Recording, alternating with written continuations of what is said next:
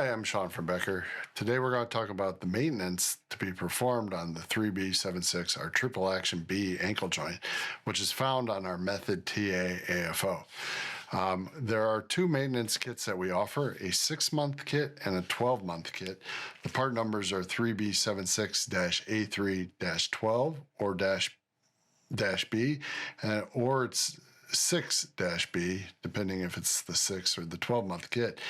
The only difference between the two kits are receiving the booster springs, which we recommend replacing also at the 12-month period. Otherwise, all the other parts are the same. You receive new grease or lube to put inside the ankle joint, blue Loctite, a new pivot bushing and pivot screw, a cam clip, the cam nut, and wear plates. We're now going to go over the disassembly of the joint and how to assemble each of these parts appropriately. Finding that you replace these components inside the ankle joint at the scheduled periods of time helps the joint to perform optimally for your patient. Also can confirm that you're setting up this joint on a regular basis the way it is best optimized for the individual using it. Okay, to disassemble the joint for preparing and cleaning it out, we're going to first want to loosen the booster screws. They help keep the boosters in place, but they need to be loose to be able to move the boosters out of the joint. So first I loosen there, then I use the provided laser cut wrench. It's a 14 millimeter wrench, and I get to a point where I can then screw with my hand, but at first I may have to continue to use the tool to get it loose enough to do that. So we're backing those boosters up all of the way. The screws and the nut that are on this joint should be torqued, so an initial loosening of those may be necessary with the torque wrench. So we're going to attach our socket onto the joint. Once it's a little bit loose, I'm going to continue to remove that the rest of the way with my driver. And now I can see my cam clip, which I can take off later once the bar is removed. I still have to remove the pivot. I'm not going to touch the alignment screw. That way when I reassemble it, the hinge will be at the same alignment as it was when the patient was using it previously. So I do want to loosen the pivot screw though.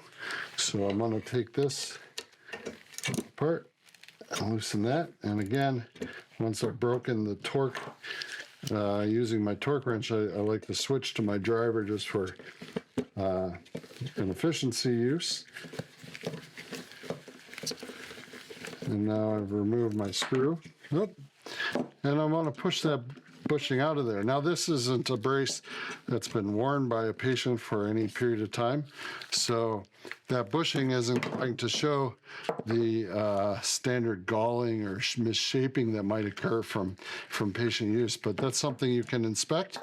If you don't have a replacement bushing immediately, but you see galling on one side, you can flip it over and allow that to be used later on. So the wear plates that are inside, we can take those out as we will replace them. Again, this is one of my samples and not necessarily something that's been on a patient, so those are in relatively good shape. There's still a good amount of grease inside of this joint, and it's relatively clean. Normally, though, I'm going to have a rag. I'm going to wipe away any dust or debris. I kind of do a dental floss thing usually to remove any soil or dirt or debris that have gotten inside of the ankle joint. At my lab, I'm going to use an air hose and blow it out. You want to really clear out everything. I take the boosters all the way to the top, unscrew them all the way to the top. You cannot take a booster out of its channel, but I unscrew it so that it's at the top. I'm going to blow some air into those areas, make sure there's no dust or debris in the ankle joint anywhere. Then I'm going to continue taking it apart. I need to use my screwdriver to remove this top range of motion dial. So we remove these screws so that we can access the springs that are in the upper. Again, we recommend replacing the springs at about a 12-month period on active patients because they will get a little tired from the work and use that they're doing.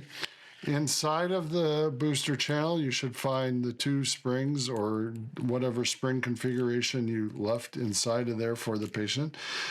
The keeper plate slides out of the booster only in one direction. There's a wider side versus a more narrow side.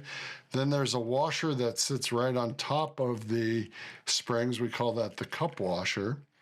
And then we're going to pull out the 2 springs that came in the hinge.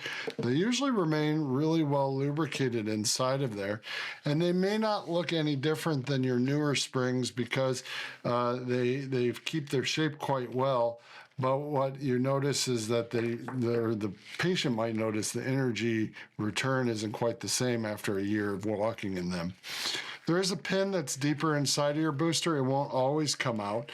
If it does come out, you can add some 3-in-1 oil or light machine oil to push it back in when you return it. But you can leave it inside the booster as well when you replace the joint. So once you've removed the other cap, then you've completely disassembled the hinge, and the stirrup is got its old grease, but we're going to wipe that clean.